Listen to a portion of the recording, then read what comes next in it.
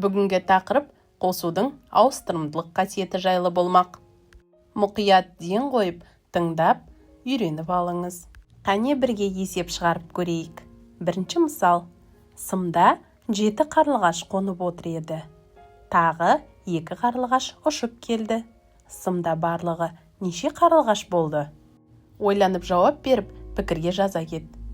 Ал ендеше жауабына зер сал. Шешуі 7 қосу 2 тең 9.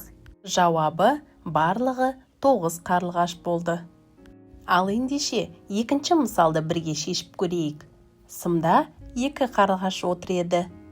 Тағы 7 қарлығаш ұшып келді.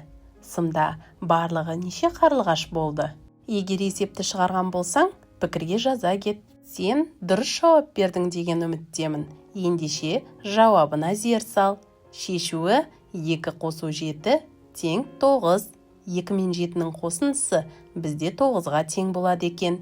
Демек, жауабы барлығы 9 қарлығаш болды. Ал енді бұдан байқағанымыз, шешуінде қосылғыштардың орны ауысқанымен қосындының мәні өзгермеген. 7 мен 2-нің қосындысы 9 болса, 2 мен 7-нің қосындысы да 9-ға тең екен. Сонымен, қосылғыштардың орны ауысқанымен қосындының мәні өзгермейді. Бұл қасиеттің маңыздылығы сондай, оны қосудың ауыстырымдылық қасиеті деп атайды.